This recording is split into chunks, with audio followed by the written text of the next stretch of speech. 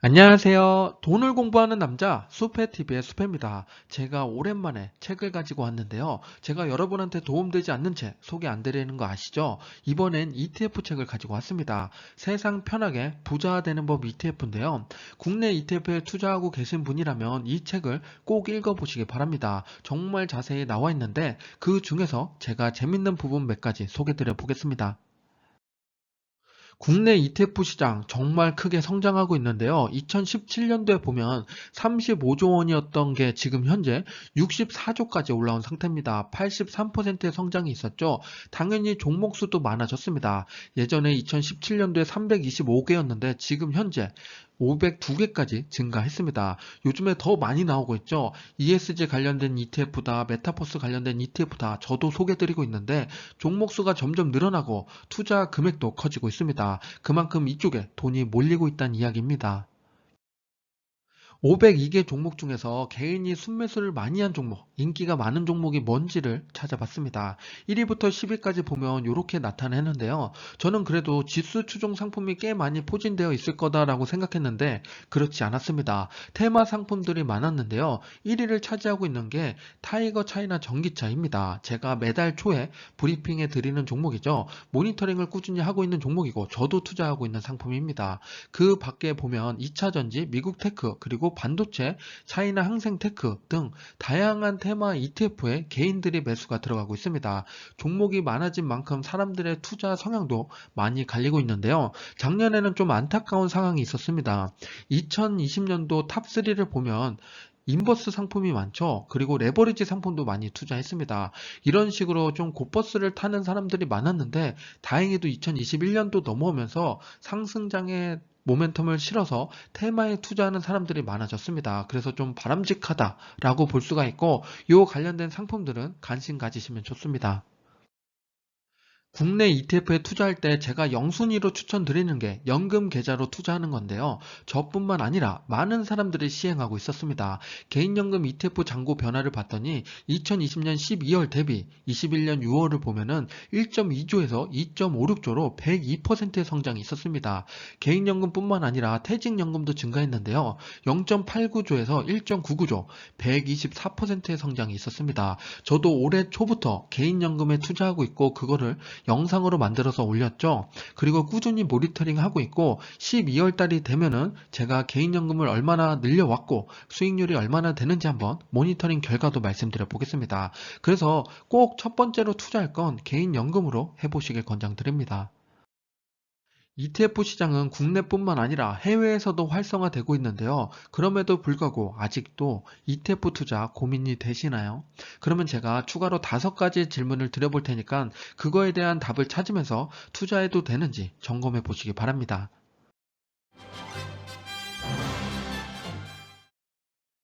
첫 번째 질문, ETF도 상장 폐지 되나요?인데요. 답부터 드리면 상장 폐지가 됩니다. 그런데 주식처럼 휴지 조각은 되지 않는데요. 그 이유를 한번 보겠습니다. 우선은 ETF가 상장을 하죠. 그리고 나서 1년을 지켜봅니다. 지켜보고 나서 어떤 종목들은 관리 종목으로 넘어가게 되는데 대표적으로 케이스 중에 하나는 자본금이 50억 이하거나 평균 거래대금, 일평균 거래대금이 500만 원 이하일 때 관리 종목으로 넘어오게 됩니다. 이렇게 넘어온 상태로 6개월을 더 지켜보는데요. 6개월을 지켜봤는데도 이게 해소가 되지 않는다. 자본금이 50억 이상으로 올라가지 않는다.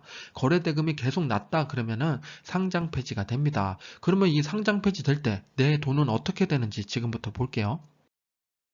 일반 주식 같은 경우에는 당연히 정리매매가 들어가면서 가격 급락이 일어나게 돼 있는데요. 그러면서 원 단위까지 떨어지고 정말 휴지 조각으로 변합니다. 그런데 ETF는 그렇지 않습니다.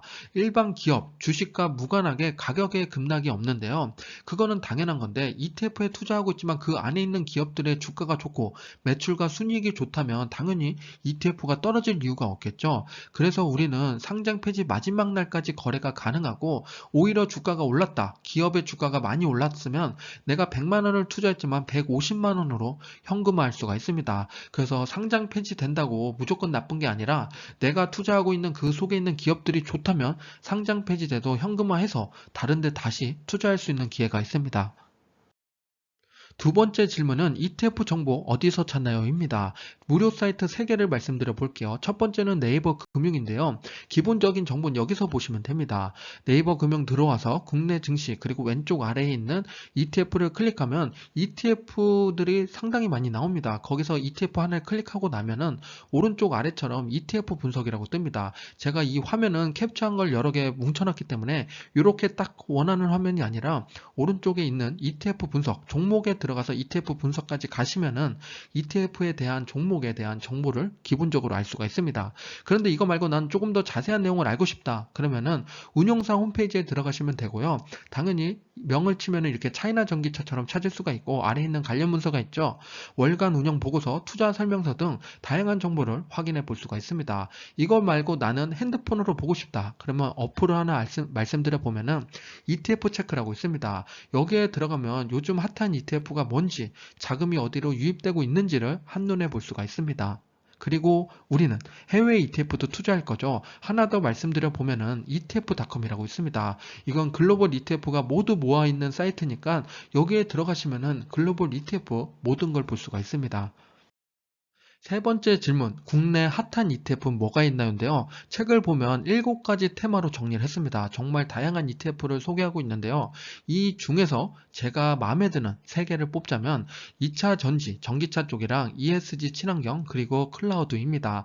이 3개에 관련된 ETF를 간단히 보겠습니다.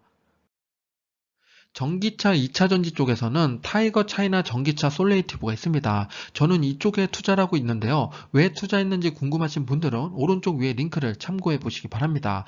그리고 ESG 친환경 관련돼서는 타이거 차이나 클린 에너지가 있습니다. 왜 중국 쪽이냐? 우리는 생각해 볼 필요가 있습니다. 탄소 배출이 많이 나와서 탄소 중립을 해야 된다고 말을 하는데 어느 국가에서 탄소 배출을 가장 많이 할까요? 당연히 중국이겠죠. 그러면 중국이 해야 될 일들이 상당히 많습니다. 자금 투자도 가장 많이 될 거기 때문에 우리는 이쪽에 관심 가질 필요가 있습니다. 마지막 세 번째, 클라우드에서는 글로벌 클라우드 컴퓨팅이 있습니다. 제가 클라우드를 선택한 이유는 클라우드는 4차 산업에 꼭 필요한 키워드 중에 하나입니다. 메타버스를 하더라도 이런 클라우드 산업을 해야 되고 지금 게임 산업이 발달되더라도 클라우드가 속하게 됩니다. 그래서 어디서든 가지를 뻗고 있는 게 클라우드라서 이쪽 분야는 안정적으로 투자해도 수익이 나올 수 있습니다. 차이나 클린 에너지랑 글로벌 클라우드 컴퓨팅을 조금 더 자세히 보겠습니다. 클린 에너지를 먼저 보면 1위부터 10위까지 투자 기업을 보고 계신데요. 우리가 모르는 기업들이 상당히 많죠. 태양광이랑 풍력 기업들이 상당히 많이 포진되어 있습니다.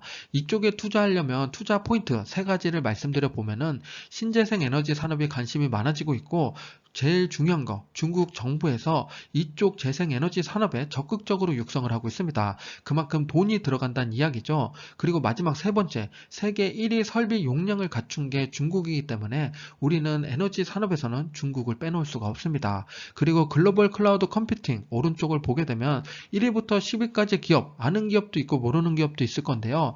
지금 대부분 아는 기업을 보면 7위에 있는 넷플릭스, 8위에 있는 쇼피파이죠. 2위에 있는 지스케일러, 요거는 모를 수가 있습니다. 클라우드 보안 관련된 기업인데요. 클라우드 보안, 요즘에 뜨고 있죠. 그 관련된 핵심 기업입니다. 그래서 클라우드라고 그냥 클라우드가 아니라 보안과 관련된 기업들, 요거에 관심 가질 필요가 있고 그쪽에도 투자하고 있는 상품입니다. 그래서 IT 산업의 중심에 있는 클라우드고 재택근무랑 화상회의가 많아질수록 클라우드의 필요성은 점점점 늘어날 겁니다. 그래서 요 3가지 이유의 포인트가 마음에 든다. 그러면 글로벌 클라우드 컴퓨팅에 투자하시면 되고 왼쪽에 있는 중국 정부의 이런 밀어붙이는 예산 여기가 마음에 든다. 그러면 차이나 클린 에너지에 투자하시면 됩니다.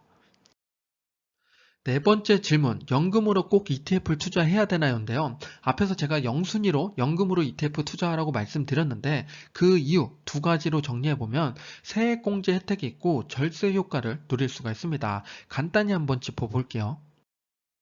세액공제를 먼저 보겠습니다. 5,500만 원 연소득 이하이면 16.5% 적용이 됩니다. 그래서 내가 연금저축에 400만 원을 넣었다. 그러면은 66만 원을 돌려받을 수가 있습니다.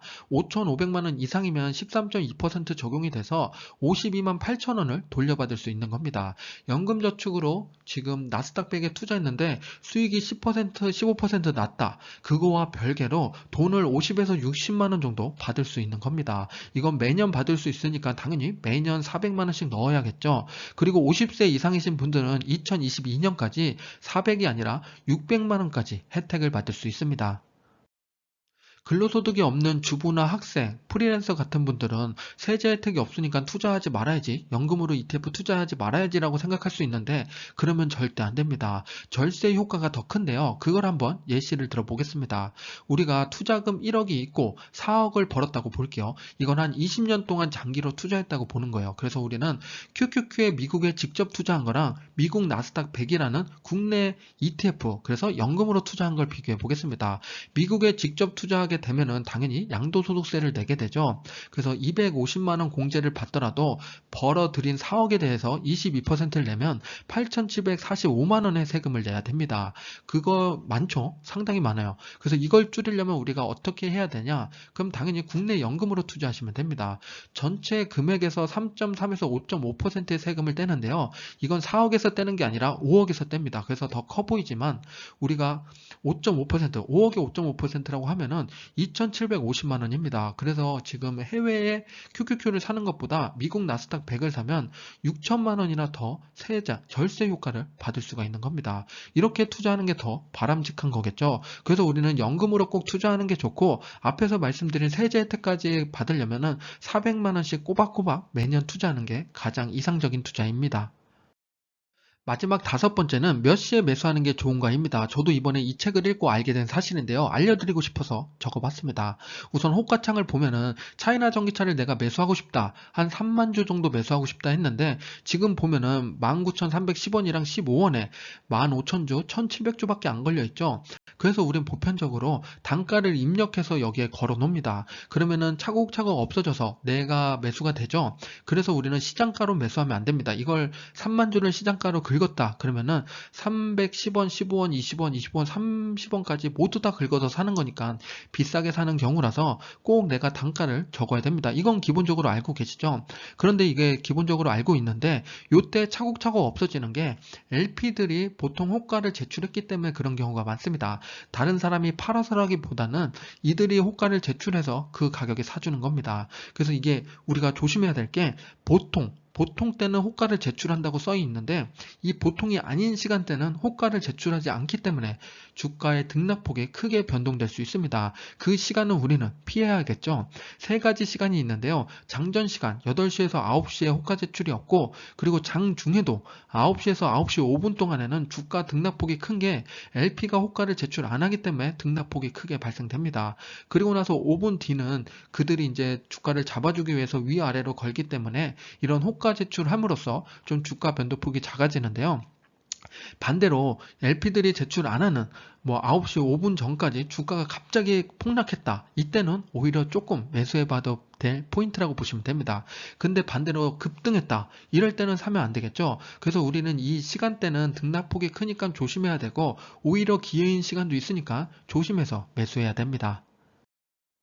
지금까지 세상 편하게 부자 되는 법 ETF를 소개드렸습니다. 지금 말씀드린 내용들 말고도 정말 좋은 내용들이 많았는데요. 주식은 배당 주지만 ETF는 분배금을 준다. 배당과 분배금의 차이를 설명한 것도 있었고, 투자 테마별 ETF 리스트, 이 중에서 제가 3개의 ETF를 말씀드렸죠. 그리고 개인연금이라든지 DC형 그리고 IRP, 요 퇴직연금에 관심이 있으신 분들은 이 책을 보시면은 좀 눈을 뜰 수가 있을 겁니다. 그리고 ETF 투자를 통해서 자산 배분을 어떻게 해야 되는지까지 있으니까 정말 다양한 내용들을 담고 있는 책입니다. 한번 관심 있으신 분은 읽어보시길 바랍니다. 지금까지 수페였습니다. 감사합니다.